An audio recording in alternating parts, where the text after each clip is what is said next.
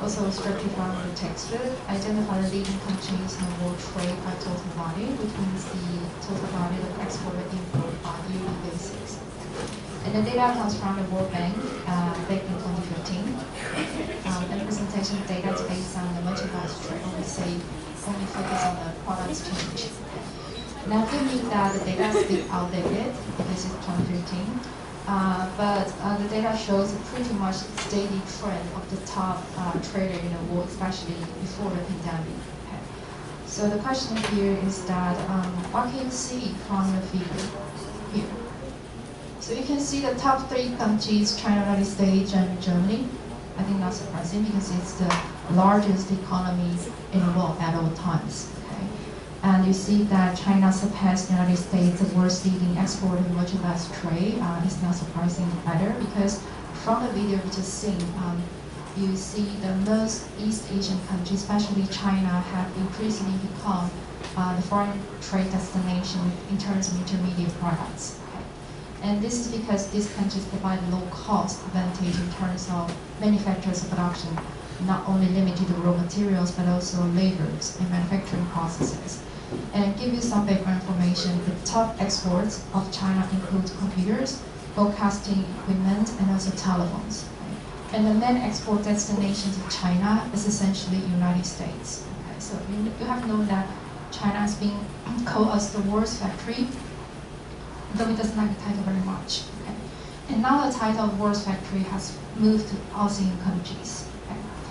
And in the list, I think most advanced countries came in on the list. For instance, Japan, France, UK, South Korea, Netherlands, Canada, Belgium.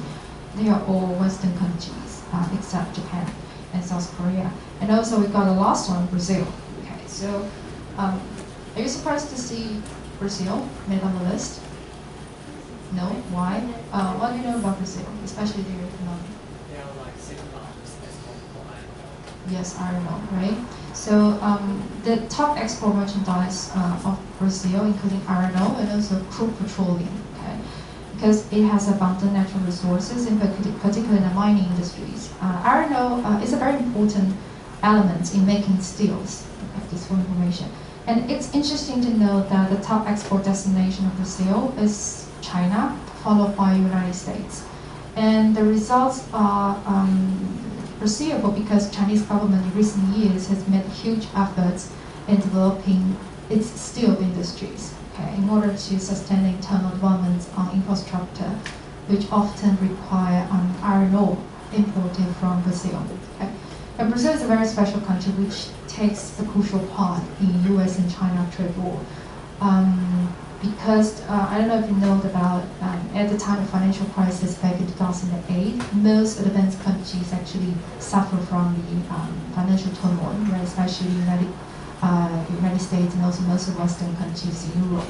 Okay, and they've been struggling to get back to becoming the world's market leader in terms of economic development with very strong GDP growth rate and sufficient market power to offset the competition, the threats from emerging markets. Typically, the emerging market or developing country can be confronted as China and Southeast Asia. But China, on the other hand, given not being influenced too much by the financial crisis, because at the time it was a closed market back in 2008, and Chinese government even today still apply quite tight trade policies and stringent foreign investment regulation by natural protectionism. But it had also stumbled by the slow economic growth in terms of the decrease and even negative GDP growth rate since 2008. Okay. Speaking of the GDP growth rate, do you know what is GDP? Yeah, everybody knows about it. So GDP means the gross domestic product, right? Usually measures the value of the final product and services produced in the country over a specific period of time, usually calculated by quarterly or yearly basis. Okay. So if you put a formula, I don't know if you still remember the formula of GDP.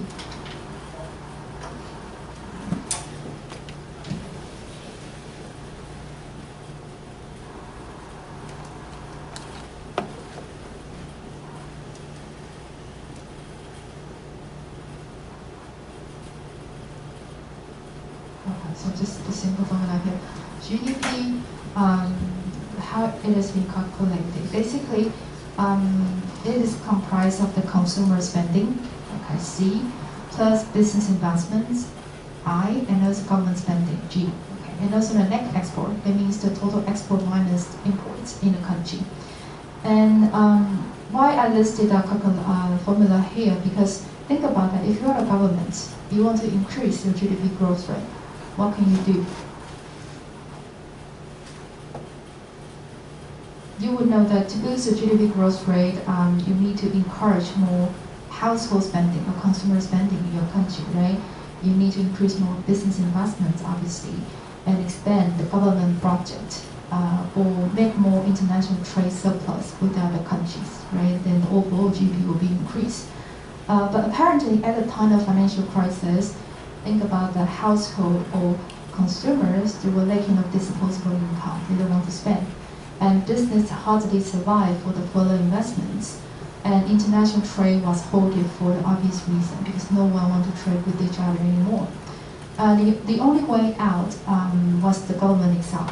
Okay, so that's why many countries around the world, including China and United States, they started to increase their budget to build infrastructure, such as the public roads, railway, hospitals, stadiums, etc.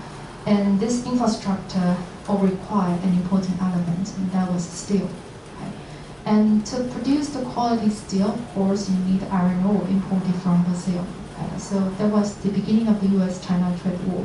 Since both countries needed iron ore very much, and both had problems of overcapacity of steel production a few years later. Okay? And to solve the issue and keep up the steel price in the domestic markets, they started to set up a ridiculous and high trade barrier on steel imports with each other, okay? And especially since 2016. Okay? But you know what, the beginning of the US-China trade war was in the steel industry, but nowadays the trade war is now focused on other industry. For instance, the technology competition between the two giants. I think you often heard about the news. Last year, the US government sanctioned Huawei, right? So that's how they compete with each other in the trade war. Okay. That's the trade war table back in the year of 2015, before the pandemic. And what happened after the pandemic and amidst the pandemic right now? This is the most updated data, the same logic, in the year of 2021. Okay. So what have been changed since 2015? You can see still top 3 countries are the same, right? Because like I just said, that these countries, they are the largest economy in the world. Okay, so they'd be hardly influenced by any factors. Have you seen Hong Kong, right? Why do you think Hong Kong has stood up even in the midst of pandemic? What do you know about this country? What's the economic driver of Hong Kong? Finance, insurance industries, right? So Hong Kong and Singapore are so-called two Asia financial hub. Okay, and although Hong Kong is belonging to China, we all know that. But unlike China, Hong Kong is highly developed free market economy. Okay, and it is characterized by low taxation rate. I don't know if you've heard about that. The income tax rate. How many percentage income tax rate in your country? For instance, in Taiwan, it's roughly about 12% to 20% on average.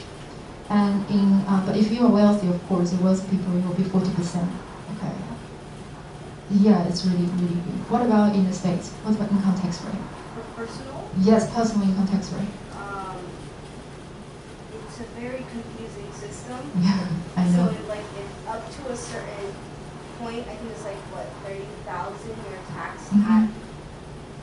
you're taxed at different rates for each group. So yeah, up to 30,000 is a certain percentage, and then up to above 30,000, 60,000, let's say, is you're only taxed that much on that extra money that you made. But I think on average, we would pay around 26%. Yeah, I think so. 20 to 30% is on average in most of the Western countries. But I know in Scandinavian countries, there will be roughly 45 or 50.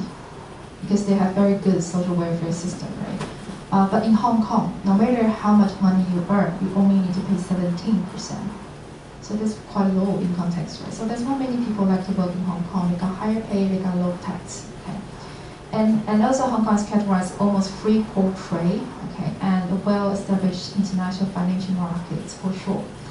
And also most countries suffer from a travel restriction between the East and the West during the pandemic right now. And Hong Kong, as the world's leading country with the most density of multinational headquarters, has therefore become the turnaround for many international business. But because they don't need to travel, they can do the trade with each other purely in Hong Kong.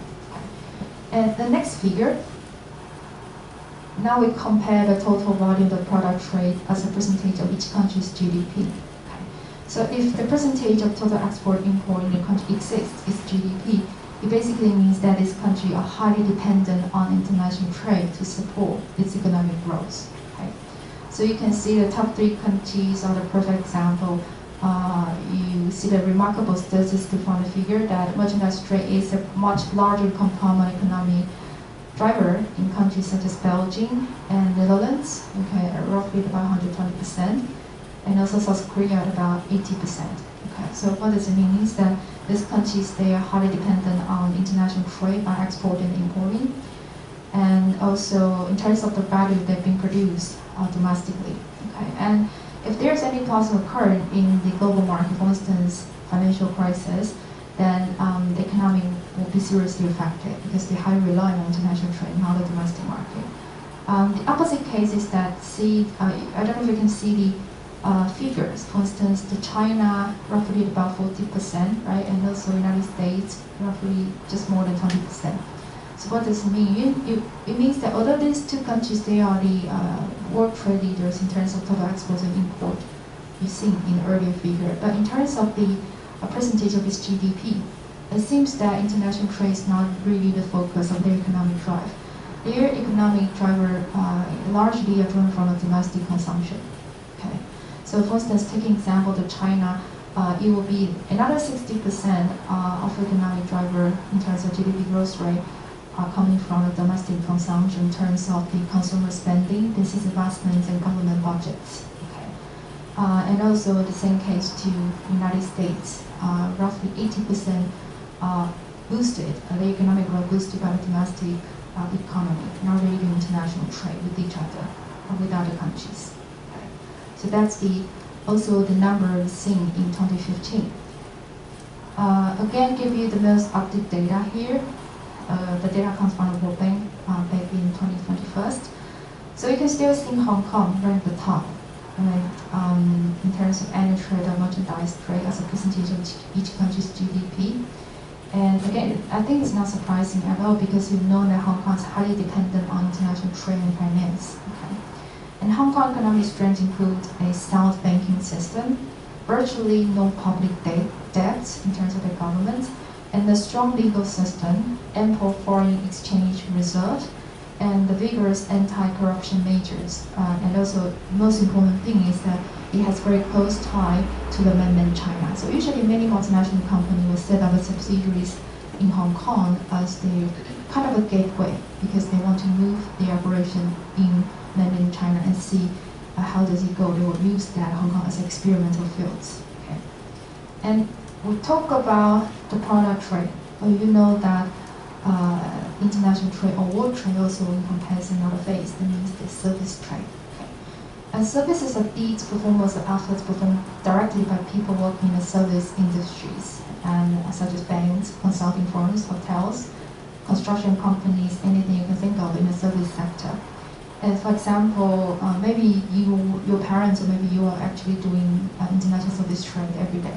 For instance, if you own a house and your mortgage may be underwritten by an international bank. For instance, in Taiwan, if you borrow the money from a Citibank, which is an American bank, you're actually doing international service trade. And in fact, international trade in services account for about 1/4 of all international trade, and it's growing rapidly. And in recent years, services trade has been growing faster than product trade. So that's why we need to look at the service trade as well. And following the same logic you've seen earlier, these figures identify the leading countries in total international service trade, including export and imports. Okay. So what do you see? Again, the top three countries are the same, right? And you can see Singapore and Hong Kong right on the list, even though back in 2015. You know, these are two small countries, but ranked as the leading service trade in 2015, mainly because like I just said earlier, the main economic driver of this country is a large rely on finance, insurance, and also retail industry as well. And I think what is interesting is that, I don't know if you see India, okay? India is one of the emerging markets. Okay, speaking of emerging markets, do you know what are emerging markets? Typical emerging market, I don't know if you've heard about the BRIC countries. Brazil, Russia, India, and China. They are the 4 typical emerging markets. Okay, so emerging market means that they usually have very strong economic growth, but not yet as advanced world. Okay, and they go under a lot of process in terms of industrialization, modernization, and privatization of their own businesses. And they usually have remarkable statistics in terms of the GDP growth rate in the past years. Okay, and so India, I want to highlight it here. Why do you think India can make on the list in terms of international service trade? What do you know about India? Outsourcing? The software. Yeah, a lot of call centers, right? Have you ever had experience that you call a international hotline? For instance, several years ago, we don't have, at the time we didn't have any help center in terms of Apple computer in Taiwan. So I called the international hotline, and one of the employees picked up my phone. I thought it's American, but it's actually Indian. Okay, I couldn't understand the English at the time. Okay, so it's really troublesome, but it tells you that India is really a good, popular destination in terms of international service trade, especially in IT and software services. Okay. But why do you think that India can make on the list? Why do you think many Western companies would like to outsource their services in India, not elsewhere? What are the advantages? They speak English. Of course, they speak English, right? What else? That means they don't need to train an employee to speak English, to pay extra. What else? They have huge population, right? Easy to? Yes, okay. What else? Cheap labor, not necessarily in comparison to the Southeast Asian labor. I don't think they have the cheap labor. But of course, compared to the Western countries, they are cheap, right? What else? They have a lot of people that are well trained in IT technologies. Yes. They have very special education system. Actually, their education system under reform several times. Okay. Speaking, yes. Also maybe the time difference? Yes, the time difference, right? Normally it's like certain hours you talk to someone in Europe, and then after that it's someone in Yeah, in comparison with many Western countries, the time difference is the key, right? For instance, take example the American company. When the American employees just off work, the Indian employees just about to work, so they can offer around-the-clock service to global customers. And speaking of the education system in India, there are many businesses, especially large businesses such as Tata Group or Infosys. They are very famous IT service companies in India. They actually own your private, they actually support several universities at the same time, so they are called private universities, because they want to train these students to become their future employees once they graduate, so they can support from fully and provide a job opportunity for their students. So that's a very good quality in terms of training. Okay. So I think we'll just give you the answer why India can make on the list. Yes? Yeah, I was just thinking, is India then the same? Because what I understand here, Mm-hmm. it's very common that you start working in a company and you maybe stay like long term Mm-hmm. within the same business. Mm-hmm. Is it the same then in India that once they then have been trained into something, they stay there? Yes, it's rather, the retention rate there is really good, right? I think it's pretty much related to their culture. And again, in Japan as well, Japanese employees, they tend to stay for a company in their whole life. And most of the, for instance, Chinese, they work the same, because Chinese tend to be kind of family style management. So they treat their employees as their family members. So that's why in this particular cultures, employees tend to stay longer. Okay, and so that's a good discussion here about India. Okay. So in fact, there is not much difference between the data of 2015 and the data of 21st. So I don't want to show you the repeated data. So if you're interested, you can look for the data by yourself on the World Bank. Okay. And so this is one of the call center in Bangladesh. Okay, you know about India as being a lot of call center. And the final figure here shows the total annual value of service trade as a percentage of each country's GDP growth. And similar to the statistic results of product trade in the previous figure, larger advanced economy accounted for the greatest proportion of the world service trade. Okay. And I think this is expected because services are the main economic driver of these advanced countries. It typically comprise more than 2/3 of their GDP. And essentially, I don't know if you see the first country, the top one country, is Ireland, right? What do you know about this country? It's one of Western, it's one of in the West Europe, right? Next to UK. Okay, what's the specialty about this country? Yes. Like they have low taxes or some stuff, and Google and Apple and many big companies are located there. There are many Western companies actually set up a regional headquarters, not in UK, not in France, but in Ireland. Okay, why? Low tax, even you don't need to pay any tax in terms of corporate tax, right? And so it's kind of a sacrifice made by the Irish government that we don't charge you corporate tax, but we receive a lot of foreign investment, especially in terms of service or IT service here, in order to boost our global GDP, okay, GDP rate for our country. Okay. So here. You know, Ireland is a country highly rely on international trade, especially via financial services. But back during financial crisis, but after financial crisis, obviously changed the policies, welcoming more of the direct investment from the IT industries. Okay, and you know that due to the financial crisis of 2008.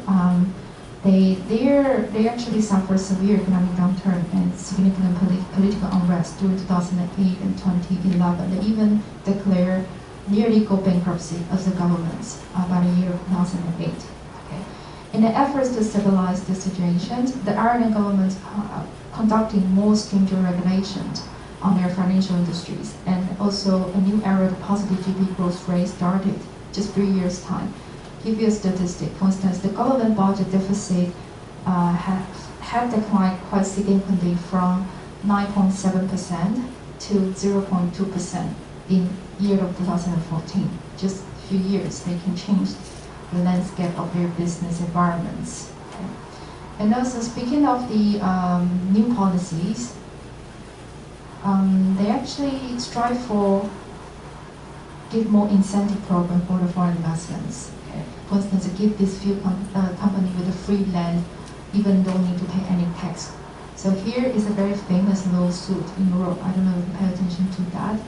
So a famous lawsuit in 2016 in Europe was that Apple received a verdict to pay back around 130 million euros to Ireland government. As originally, Apple only paid less than 1% of their corporate tax. Okay. So 5 years later, in 2020, Apple has been told it will not have to pay back taxes to the Ireland after winning an appeal in European Union second highest court. Okay. So actually it was a deal between Ireland government and Apple that can you invest in our country, then I'll give you free tax. It's kind of exchange. But many companies find it's not fair, so that's why they gave a lawsuit in European court. But the Ireland government, against the ruling, of course, they say it has always been clear that Apple received no special treatment. Okay? But you see that this is how Ireland government can become the world's top service trader by sacrificing its government income in order to boost the GDP growth by receiving more of the direct investment from these countries. And besides, I don't know if you pay attention to the figure that, compared with the international merchandise trade you've seen earlier, the service trade is growing rapidly. The value of merchandise trade is still much larger. Okay. The reason is clear because not all services can be exported or imported. Okay. For instance, if you are a car your car is broken on the highway, in a highway, for instance, in Taiwan. Usually what you do, you call your insurance company, right, or call your friends to help you fix the car. You can't really call a repair, you can't help you call your friend in Thailand to help you fix the car, right? So that's obviously okay. So that's why many, if you are in the service center, sector, it's difficult for you to internationalize. Of course, there are many successful stories about franchising. That's another story. We'll talk more about it later on. Okay, we just finished the discussion about international trade. Then what about international investments? International investments refers to the transfer of assets to another country or the acquisition of assets in their country. And this asset could be capital, that means money, technology, talent, human resources, and also infrastructure. Okay. And two types of international investments are involved. And the first one, called international foreign investments, is kind of a passive ownership of the foreign securities, such as stocks and bonds, for the purpose of generating short-term money. Okay. For instance, you might be, taking an Apple example, you might be a big fan of Apple's product, and you purchase the Apple stock in the States. Although you are one of the owners of Apple because of you purchased their stock, but you are not in active control of its management. Okay, you're just looking for a short-term money.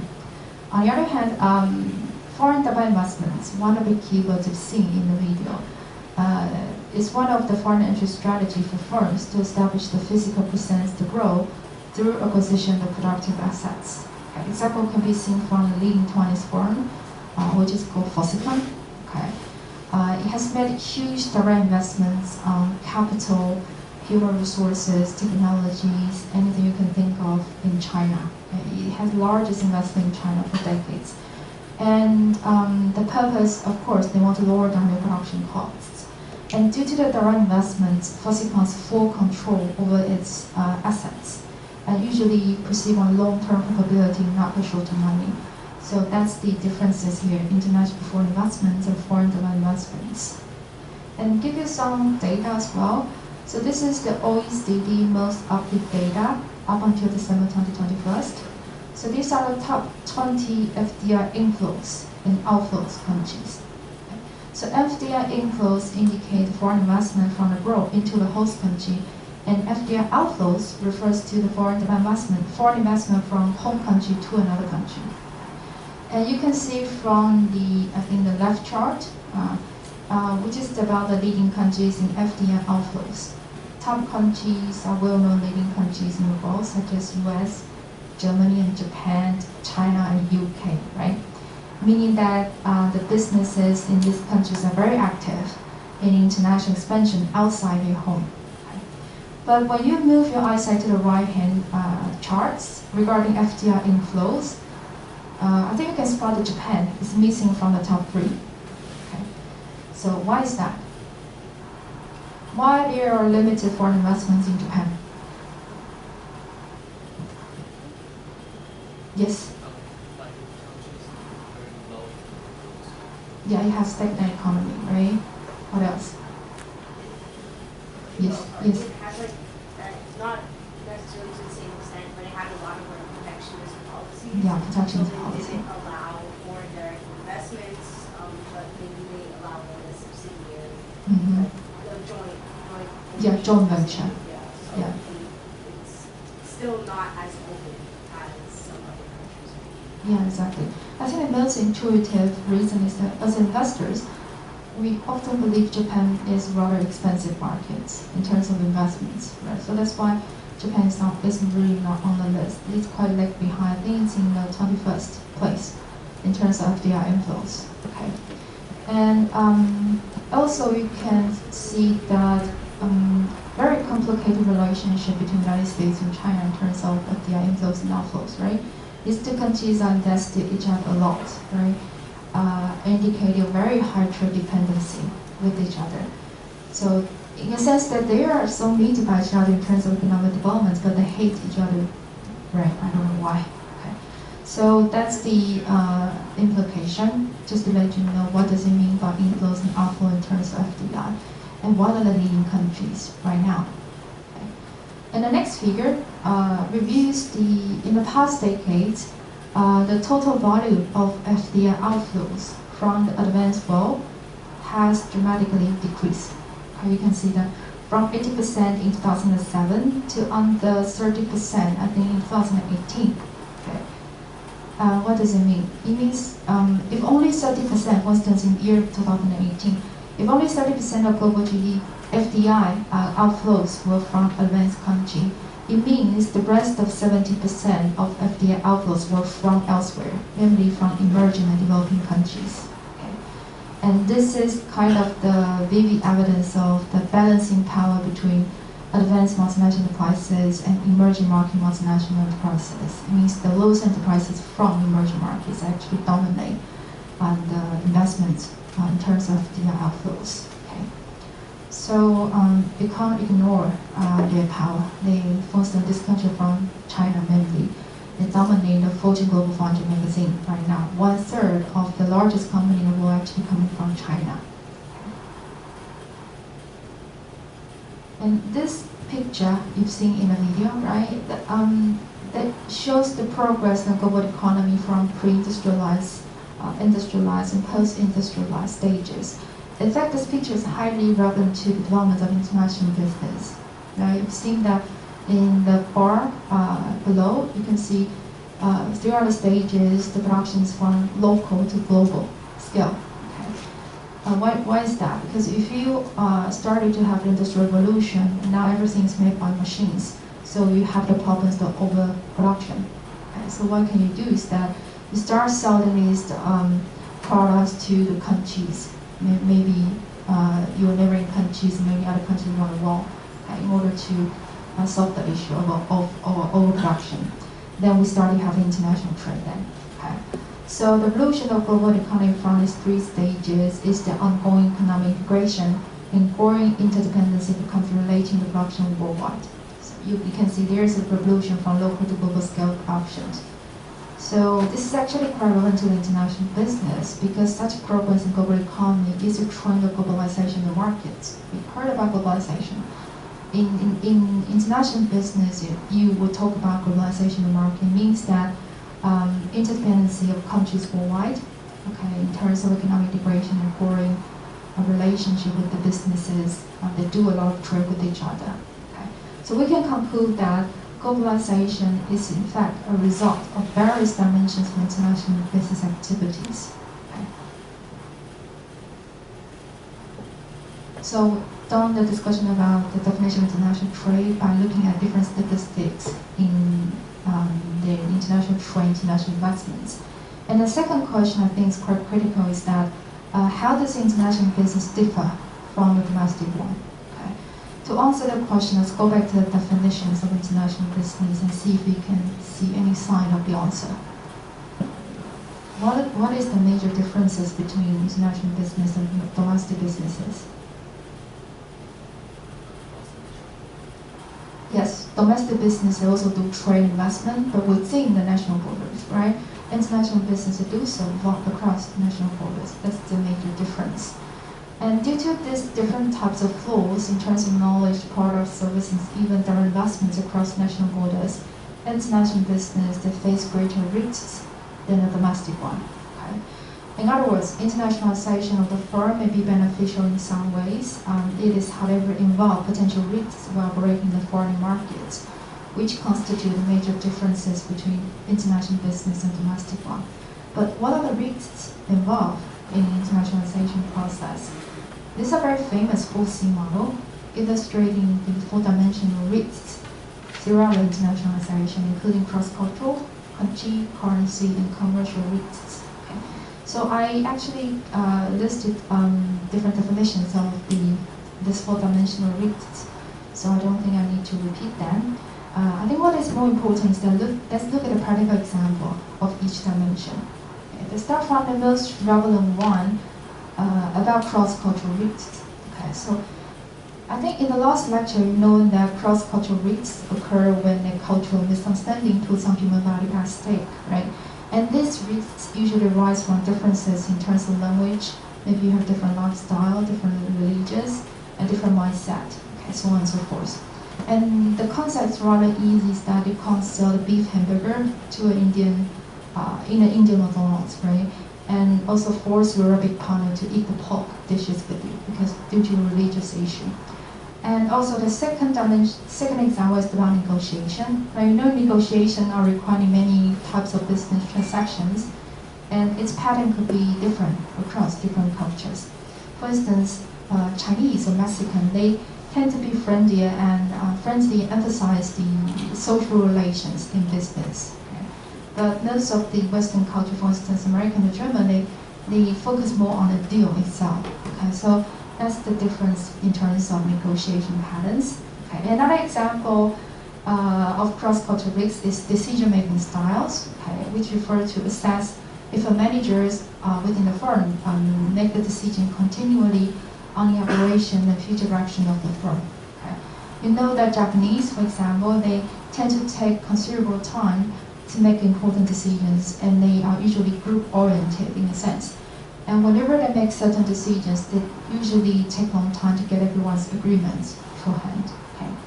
And the last example, I think the most critical one, especially about ethical practices, okay, or more related to that, is the CSR practices across different countries. Okay.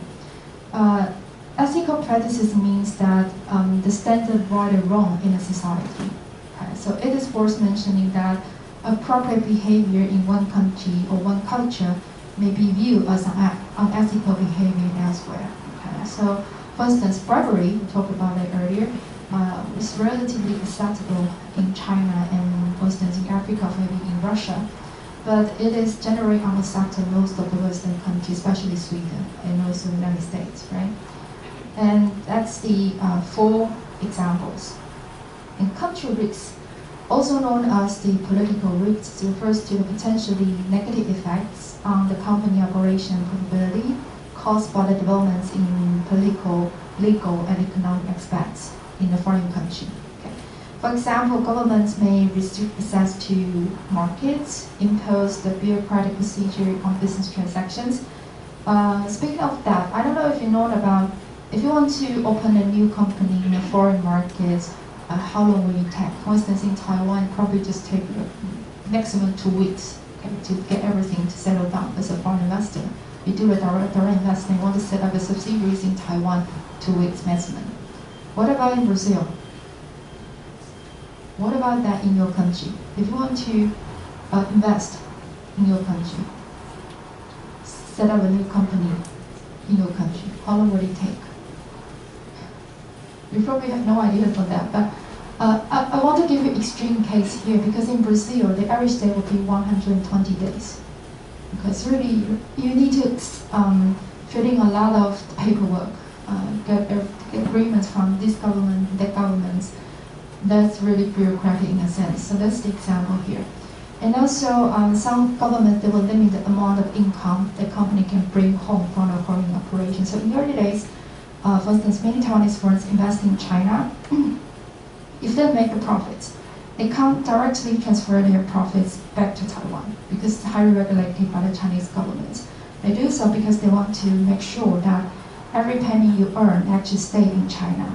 Okay? So there are many Taiwanese firms, they can only transfer their money through Hong Kong, maybe from the third country, and then back to Taiwan. And also the degree of government intervention in commercial activities vary country to country.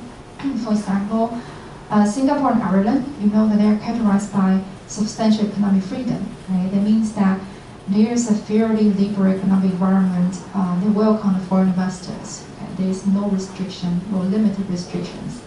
And by contrast, the Chinese and Russian governments regularly intervene in business affairs, including the Japanese government. We'll just talk about that. And country risks also include the laws and regulations that potentially hinder company operation performance. Typical example could be the property rights, intellectual property protection. Laws actually vary across different culture. For instance, there are potential knowledge transfer risks in most of the emerging markets. Not to say that they don't have the laws protecting IPR, they have laws, kind of in line with the international law of intellectual property protection. But enforcement of such law is really limited. Okay, so give you another personal example. For instance, my family business is actually a chemical firm, okay, specializing in the UV coating on the smartphone, for instance. It can protect the smartphone from scratch. Okay, so once upon a time we had a cooperation with Chinese partner about 10 years ago, and the deal was to have the R&D collaboration. So we had a R&D deal, and we signed a contract, and we applied the patent in China altogether, and we agreed to do so. But when the patent got accepted and approved, we find out that our companies need to remove from the certificates. And when we back to the office and the lab, we find that all the formulas are actually stolen by the Chinese partner. Okay. At the time, it was really a disaster because we put a lot of investments in that corporation. And we consulted the law, the legal services in China, and they told us that even though you sue them, you can't win because the Chinese government protected their domestic business. Okay, so we gave up. Okay, and we started over to do something else. Okay, so that's the experience we have. But is there any solution to the situation like that? Yes, but at the time we didn't know that. The solution is that if you want to sign a contract, because the contract laws is by location based. So if you want to sign a contract with a Chinese partner, don't sign it in China. You can sign it in the third country, for instance, United States. Then once any of you breach the law, any breach the contract, you can sue them in American court, not in Chinese court. Okay, so that's the alternative. And also, international business experience potential harmful economic condition here, and often due to the unfavorable legislation, economic value, or maybe just the mismanagement of their governments. And social and political unrest and stability could be another issue. Okay. For instance, you know Greece, one of the Western European countries, has suffered high inflation rate and other economic turmoil since financial crisis. And Thailand and Egypt, okay, they had political and economic instability due to the disputes between their governments and the rival parties. Okay. And not to mention the war between Russia and Ukraine, right, since February this year, that posing harmful effects on both domestic and international market, in particular in global supply chain of natural gas and also basic metal. I don't know if you know, such as nickel, aluminum, and palladium. These are basic metals that are very important for the many manufacturing industries. And the political conflicts and economic sanctions have negatively influenced the world economy recovery even during the pandemic recession. So we know that we are now in a recession time due to the pandemic. And the war between Russia and Ukraine also posed stronger effects on that. Okay. That's the country REITs example. And the third one is the currency REITs. So anything relating to finance, financial risks, the so-called financial risks as well. So refers to a risk of adverse fluctuation in exchange rates in terms of currency exchange. Okay. I think currency risks are expected in international business. We all know that international transactions often conducting more than one national currency, right? So for example, you know the Indian rupees, they have been fluctuating a lot since 1990s. And this results in the negative effects of multinational prices. So if you do the asset valuation, if you happen to have the subsidiaries in India, it's rather difficult for you to do asset valuation because this year you might be making profit, but next year probably another issue because currency exchange and fluctuation. You need to take into account of inflation rates. Okay. Another currency risks are concerned with the foreign taxation. Okay. The different income, sales, and other taxes worldwide will lead to different company performance and profitability. Okay. And so we talked about it earlier. For instance, in Ireland, you don't need to pay any corporate tax if you have large bargaining power with the average government. But for instance, compared in the United States, in Taiwan, we have rather low corporate tax rate. Okay, so that's the different. If you set up different headquarters in different countries, you actually can be benefit from the low tax rate in terms of corporate tax. Okay. And another issue is the inflation. Okay, you know inflation is very common nowadays. Okay, usually complicates the business planning and the price of the inputs and finished goods of the firm because you may source one type of raw material from one country and they deliver that country to another country for the middle production and the finished good elsewhere from other countries. But this country, they all have different inflation rate. You need to take into account that in order to do the final financial statements. And also, as a result of Russian-Ukraine war, many European countries now, they are suffering from high inflation. For instance, UK, France, right? And it's rather difficult for foreign firms in terms of making decisions on transfer pricing in these countries. Okay. And the final type is commercial risks, which are I think they happen in the domestic business as well, but it usually has much more complicated or maybe stronger negative effects when they happened in international markets. For example, in the domestic business, a company may terminate a poorly performing distributor contract, simply just tell the partner with advance notice. For instance, in Taiwan, 1 month notice is enough, right? But in some other country, for instance, Brazil, again, you need to take 3 months earlier notice in order to terminate a contract. Okay, so you need to bear in mind that different laws, regulations in different countries will pose in different levels of commercial risks. Okay, and I think what is more practical is that in reality, companies may have brilliant strategies to go abroad. Maybe they have a full preparation in terms of market research. Okay, but the implementation of such a strategy fails mainly because the people they send to the target market sucks. For instance, you send a country manager from Taiwan, for instance, to other countries to help you to implement the strategy you plan. But you have full preparation on that. You know exactly the markets, done a thorough research. But the people we send to did not really carry out the strategy you want. So that's one of the commercial risks as well. Okay, not to mention about the timing of the entry, competitive intensity. Sometimes companies just underestimated how competitive of certain industries in the foreign markets. Okay. So the conclusion here is that given these 4 types of risks can be avoided throughout the internationalization process, but they can be anticipated and managed by the firm. Okay. And some internationalization risks are extremely challenging depending on the various scenario and which country you go to.